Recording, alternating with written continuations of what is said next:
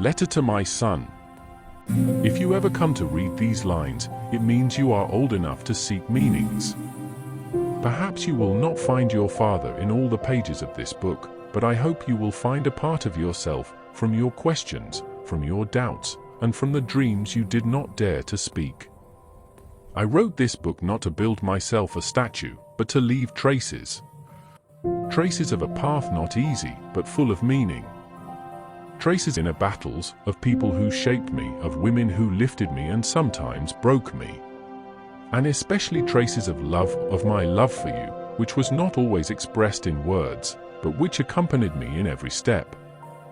You too will have paths to take, mountains to climb, and shadows to cross. But I hope that when it gets hard, you will remember that you were born from a soul that sought light even in darkness. That you were raised by a father who, although imperfect, loved deeply. And hoped to leave behind something more valuable than any wealth, my truth. If life is a journey, then you are my most beautiful direction. I love you. Your father, Cristi and Vlad.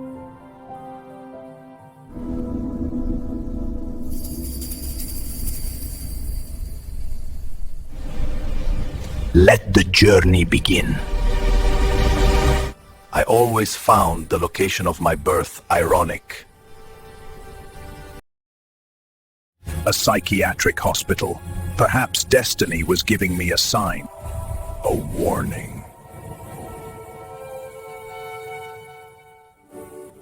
I began to exist in a reality I thought was simple. Reality stretches beyond what you see. It is a subtle battlefield. I began in Bucharest, 1978. A life like any other. Reality stretches beyond what you see. It is a subtle battlefield. My path did not begin with a choice. It began with an impact. My parents were simple people, but with big hearts. My father was stability, with his gentle but determined nature.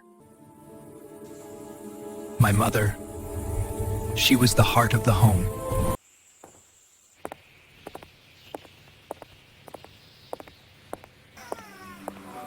And then there was me, small, fragile, a new life, unaware of the journey ahead. I grew up with a strange feeling about my childhood home. Like it was haunted. The parental home. A strange feeling, almost fear.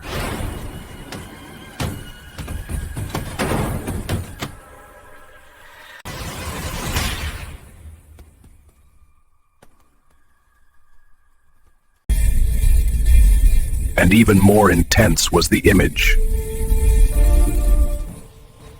A vague silhouette standing at the foot of my bed, watching me.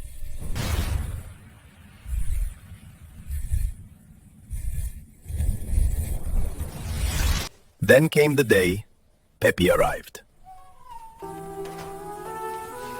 Then came Pepe, the youngest. I was impatient to see him. When I saw that fragile little man, I felt an instinctive desire to protect him. A gentle responsibility settled on my young shoulders. This was Calaibola River, a boundary between the ordinary and the unknown. My brother Marian was always defined by courage. He grabbed me by the hand. Marian was my older brother, strong and always looking out for me. We spent our summers there, oblivious to how treacherous those mossy banks could be. And then I slipped, but before the water could take me, his hand was there.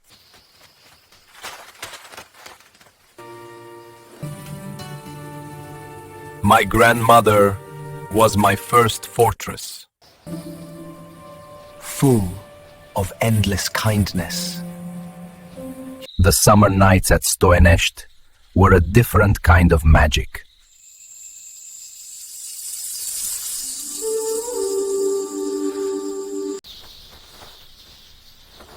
This was the true rhythm of our childhood. The city gave me the fight, but the village gave me the roots. My true beginning was in Stoenești. The riverbanks weren't just for playing, they were my first job site. My only task was to keep the calf from running away.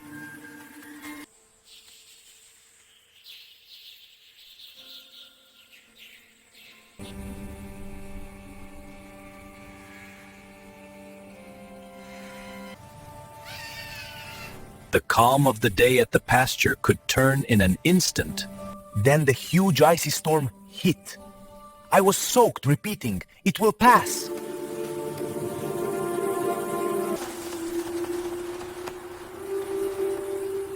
Ești bine, Cristi?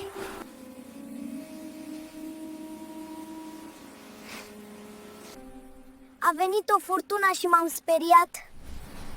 Oile au dispărut. It was then I knew what protection meant. I remember perfectly the intensity of that afternoon. The game absorbed us completely, a boundless youthful energy consumed in running and shouting. In that fraction of a second, in the heat of defending the goal, without reservation at the ball, a fragile David facing amateur Goliaths. The difference in stature, in brute force, vanished from my calculation.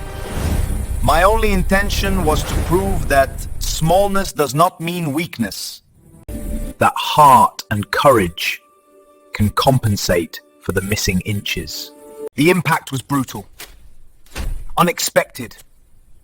The weight crashed down upon me. The blow was dull but powerful, focusing dangerously on my head. Then, silence. Not a silence of absence, but an inner one. As if the volume of the world had suddenly been turned down to minimum. Sounds retreated into a vague echo. Colors began to lose their outline. Time itself unraveled, every second dilating into a fluid eternity. But it was not sleep. It was not a dream. It was another state. A territory on the border between physical perception and its absence. I was floating. I had no body, or at least I didn't feel it. Thoughts had scattered like clouds driven by the wind, leaving behind a soothing void. But there was no fear, only a calm suspension, a release of consciousness. In that white void, I perceived a different energy, a subtle vibration. It was a warm presence, formless, yet with a strange familiarity. Maybe I had touched the edge of divinity, a fragment of something greater. Then, for a fraction of eternity, I felt that I knew. An understanding beyond logic, about the invisible threads of destiny. Then, slowly, everything began to return. Cristi, trezește-te, mă! First, a vague sensation of pressure on my shoulder, Marion. I was moving, but not fully present. Part of me remained anchored in that other world. When we reached the creek, the cold water was a blow that forced me back to reality. But something had changed. Something remained with me, like an inner vibration. Perhaps then I understood that life is more than a simple succession of days. Perhaps in that fragile moment I felt for the first time that I have a path. An inner path, sending its signs through inexplicable silences. And maybe that is why, since then, I have always sought that feeling of the beyond. In the eyes of people, in the silence of the mountain, in the starry skies high.